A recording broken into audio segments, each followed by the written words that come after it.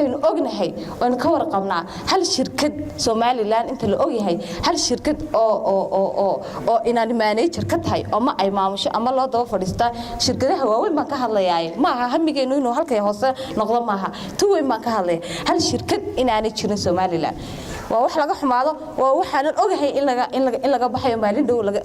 laga gudbi doono hadii Ilaahay raaxo xagga dawladda taasina wax badan ku leenahay dawladda hadeen isdul istaagno maxay haween ku leeyihiin dawladda ama hablaha jamhuuriyadda Soomaaliland ee wax bartay ee mutacalimiinta ee jaamacadaha dhameeyay kuwa hadda dhigta iyo kuwa inta dhameeyeen kuwii labaad heerkii labaad wax barashada u gudbay maxay ku leeyihiin maanta maran dul eegay golaha wasiirada jamhuuriyadda Soomaaliland oo ka kooban noqonaya wasiirka iyo wasiir ku xigay marka la isku daro dhowr iyo 60 gaadhaya Somaliland dumarku waxay ku leeyihiin laba wasiir ku xigayna waxaynu leenahay gabadh kaliya agaasimayaasha guud maxaad u malaynaysaa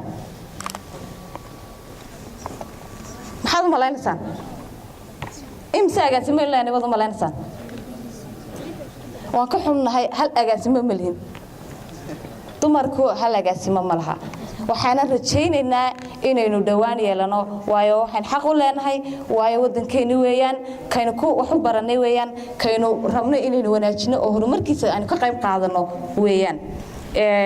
golaha baarlamaanka oo in badan fadhiyay oo in badan shuruuco badan soo saaray oo in badan arimo badan ka hadlay oo in badan waxyaabo badan oo siyaasadeed ka hadlay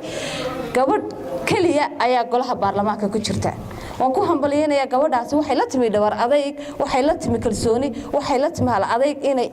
82 mudane 82 mudane ay kaligeed dhex fadhido ay kaligeed dhex taagnaato haday habeen shirayaan ay habeenka dhex joogto haday maalin shirayaan ay dhex joogto haday majlis war oo ay fadhiyaan oo rag oo ay talada baarlamaanka lagu goynayo ay dhex joogto haladaygaas waan ku hambalyeynaya waana tusaale inoo tahay waana wax lagu daydo golaha guurtida gabadh baynu ku lahayn in saygeedii Allah yarxam raaximiin ugu dhintay gabadhii nasiib daray say noqotay ma garanaye kursigii way banaysay waxaana qaatay inankeedii oo codkii raga ku fadhiya waxa male kursigii hooyadii buu naga qaaday hooyooyinka kale ayaa xaq uga lahaa laakiin maadaama uu isagu qaatay waxa dambe ee soo socda in ka taxadirno ayaaba mudan hadaba caqabadahan maxaa keenaya inay taladii wadanka ka qayb hayn maxaa keenaya inay shirkadii waaweynaa inay mas'uul ka noqonayeen ama madax noqonayeen maxaa keenay hay'adihii wadanka inay halka ugu sareysa gaadhi kareen ama number badan hay'aduhu inta badan hablaha way dhiirigeliyaan laakiin numberka ay hablaha kuraasta xagga sare hay'adaha fadhiya maxaa keenay inay yaraadaan dhowr qodob baan halkan ku soo koobay kow waa dhaqankaaga ku faraya inaanad hamba lahayn dhaqanka Soomaaliga inanta oranaya adu xishood adu guri fadhi adu cunto kari adu guriga ka shaqee adu madbaxa soo dhaafin really waa wax aan oran karo in laga gudbay tahay ma oranayo wuxuu yahay dhaqankeenu uu wanaagsan yahay laakiin meelaha yaryar ee dumarka liidaya ee dumarka dumarnimadii iyo awoodnimadii iyo Ilaahay sharaftii iyo karaamadii awoodii uu siiyay ka qaadaya ayaan oran lahayn inaynu tusno weeyaan dadka kale ee ragga kale wadankeena la jooga ee awoodii gacanta maanta ugu jirto inaynu tusno weeyaan in raahno anaga muddo ku jireenaa maamulkii waan qaban kareena anaga wax dhiganaynaa haddana maamulkii waan gali kareena siyaasadii waan gali kareena dhaqaalihii waan ka shaqayn kareena caafimaadkii hormood baan ka noqon kareena taasi waa talabaad waa hanyaraan dumarka ku jirta tusaale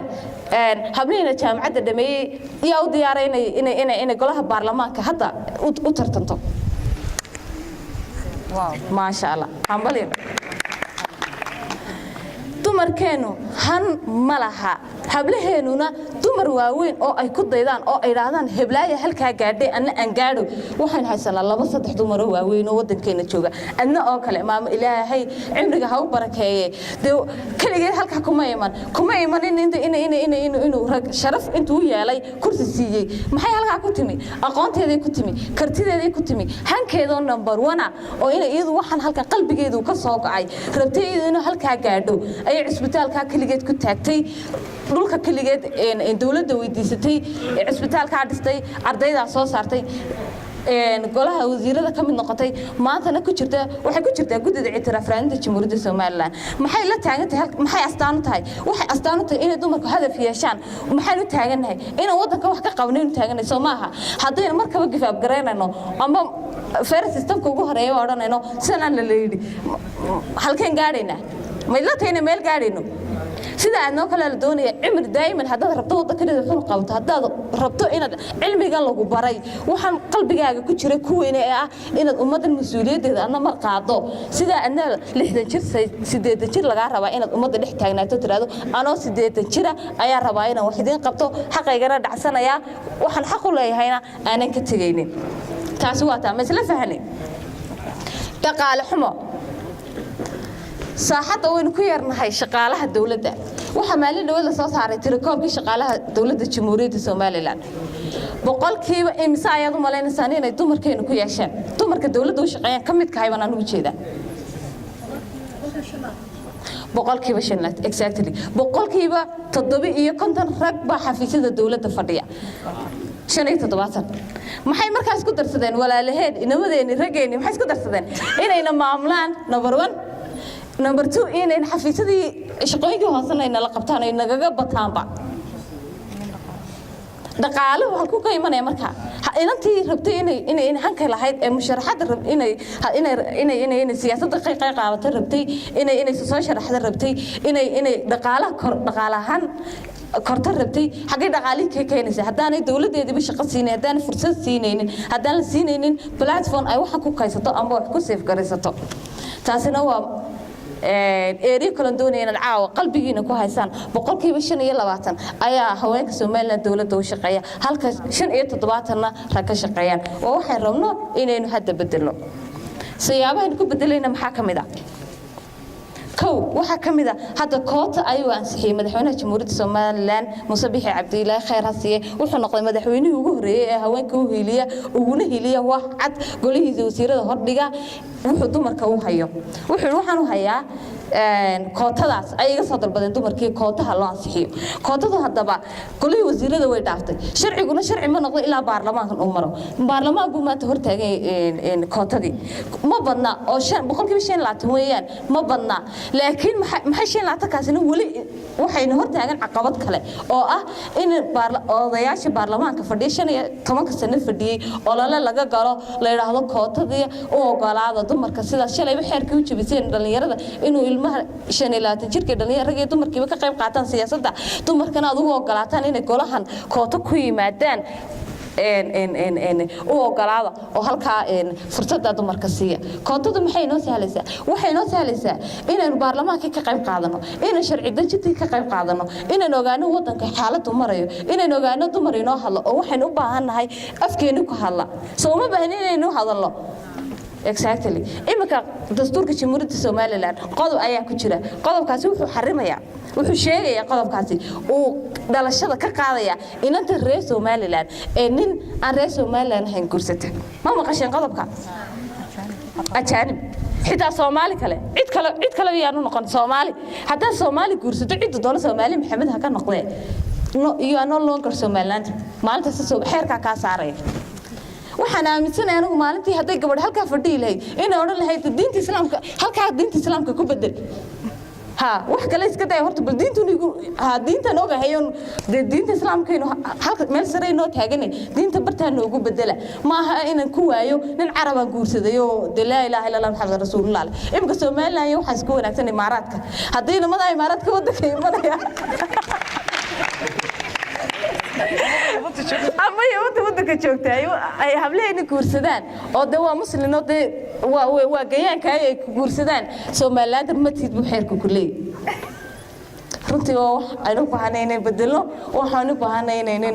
inaynu ka hadalno waxaanu baahanayna madal kasto dumar joogan ay xasuusiyaan una noqoto wax qalbigooda ku weyn ilaa inta xeerka la bedelayna aniga fartisaan waxa iga go'an codkaygu meeshu gaadhiyo inaan ka sheego inaan ilaa xeerkaas hana laga bedelo halka nina Soomaaliland rahayn Soomaali 4 baynu nahay 4 haday hawlihii 3 ku noqdaan xagee rag ka imanayaan ragii xagee ka imanayaan ya 4 milyan baynu nahay xitaa hadda afar guursataan wali hablihii badh baa soo hadhaya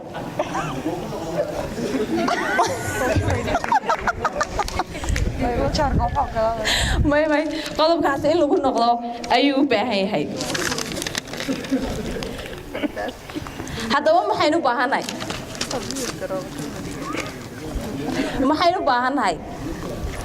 u baahannahay waan soo kowaya waqtiga waa aad buu yari macalinkiina wiiga dambeeyay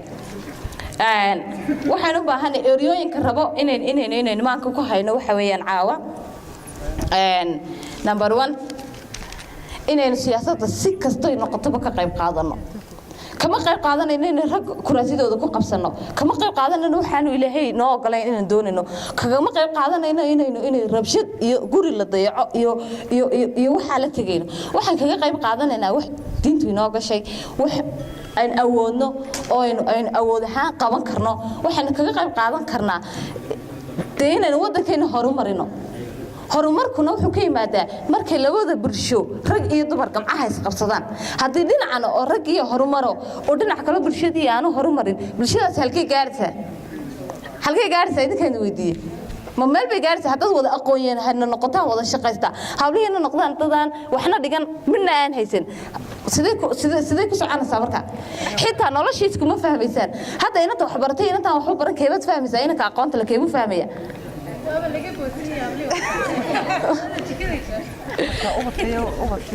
ubadkii xitaa haddaad adigu shaqaysato gabadha hooyada tacliinta le waxay kaa caawinaysaa inay ubadkaagii ubad noqdaan aqoon leh ubad noqdaan karti leh ubad noqdaan gurigii ka dhisan ubadku halkuu ka dhismaa soo guriga maaha waa inaad hooyo aqoon u doorto hooyo markaad adigu xitaa daasho kuu soo shaqayn karta hooyo haddaad xanuunsato nafta iyo caafimaadka lamaad ballamina kula garab istaagto hawsha guriga iyo dhaqaalaha kaala qayb qaato waa inaad noloshaada u doorto waa inaad noloshaada u doorto lamaana ku kabi kara kaliya maaha kabitaanku in caruurun la kala dhalo ساسين سومالي دينو فهمسني لكن وين نولش كستي نولش تاي ولا سلا قيب قاطو أو دقال هذا تي قبل كا عاون كرتو أقول هذا تي هبلا وأنا عمسني هبلا هالكا فديني كا قوم بديني إنما هالكا فديا وأنا عمسني تالي شيء ما يلون ما راني من شرتو waxaan aaminsanay rag halka fadhina habla halka fadhiya ka aqoon badan yihiin waa la iskaashanaya marka ma aha wax kale waa iskaashi inaad halka fadhida aqoonta leh ee jaamacadda honorka ku hayd iyo adigoo ku xigay inta pointiska kaaga qaaday ka sareysay waad u baahantay Soomaa meel kalena ma kama iman dawaa walaashay guriga hooyada ka timid wali waxa laga yaabaa inta ka sareysay in dadka ku kaawadaysay inta ku meeday ku kaawsay cuntadiina ku soo karsay marka maxaad ugu diideen managerad ku noqoto ay ku maamusho أنا لا تلسيد وما أنت قلدت ترى هالك وأنت قلدنا ما أنت سحنا وصحنت جاهد أو كريدت كيو سيسيت شرفت سيسي ولا عشاء وح كلامها أنا كمل عن حكومة وكان مدحوين عن حكومة يا قدومية محكمة صارك ما قبسنا هكا والله لكن هذا كم دقيقة ها والله بهرية برلمان ملهي رئيس البرلمان أنا قرر لكن حبي برلمان كم يجا نقطة هل عدك دمرك كه هذا الشيء عدك هبلها كه هذا الشيء كاسم عيبة محمد بيطلع إن جولها وزيرة بجت كدولة الدجية إن هبلو كم من نقطان ورانا دليرة هبلو كلي مركب هبلو كم هلا نفك هبلو كلي أفكار دليرة دي كهلا ويجي تاجت وانا ملاينا يا مركب واحد معها هاي سياسة إنك كقيم قاعدنا وبتبادئ أنا وده كان بتبادئ إنه شرفتي ساكوتشرته أو أنتوا قال إنه ما ده وساقول هنا وزير ده هو إيجو ورالا سمع له حقات النظام كديمقراطيشن كلا رالا وما ده وده كم ديمقراطيس كشيء كل يصير وزير ده فديان وبرلمان كي هالك برا ده فديه اعترافنا ولي أدونك كدونية أدونك هنا حلالي اعترافه أدونك شروطي سين هو حكم إذا تاني دمر كسياسة تقيق قاتان ما نبوحين إنه مرة أنتوا قال إنه شيء لهاي إنه أورل هذا دمر كيني بعد كتر منه وحفاظ برتينه ده وحسي أو كراسي ده هاي لا فردان إنه بس كل شيء أنا كقروح بس سماها أنا رانا توان لا حلينا ولا دود إنه وحنكو قدرنا إنه نقبته وحنكو صحنا إنه نلقى بستاجة تاسواتاس سياسة مرة إنه كقيق قادنا هو مهم قاطع oo hadda imka golaha baarlamaanka wiigan ama labada wiiga soo socda mid hor iman doonta inaad ka qayb qaataan hablaha reer Burco si gaar ah ugu baraarujinaya Hargeysa way ka qayb qaadatay maalin dhaweytolana codkooda way ku muujiyeen baarlamaanka way tageen idinkana halka joogtaan haday noqoto social media-dooda isticmaashaan haday noqoto inaad inta isku timaadaan kulan halkan oo kale ku qabsataan oo ku taageertaan in golaha baarlamaanka koontada ansixiyo inaad koontada taageertaan baa la idga baahay waxa kale la idga baahan yahay in shirkadaha wadanka magaalada Burco ee aad joogtaan degantiin aad ka shaqeysaan inaad ku dhiirataan inaad madax ka noqotaan oo ka noqotaan top level-ka aad ka noqotaan inaad idinku laftirkiina la timaadaan hal abuur ganacsi oo la timaado shirkadaada ugu leedahay haddii adigu shirkadaada leedahay la timaado dadna ku iman maayo maayaasana loo maamula waraaday halkayga ka timid kaxdeena ka timiyana maamulanay maxaad ugu taageeri kartaa baa imanaysa markaa taasi waa taa inaha san ku soo koobaya hadalkuna waan ku badiyay waa maasantii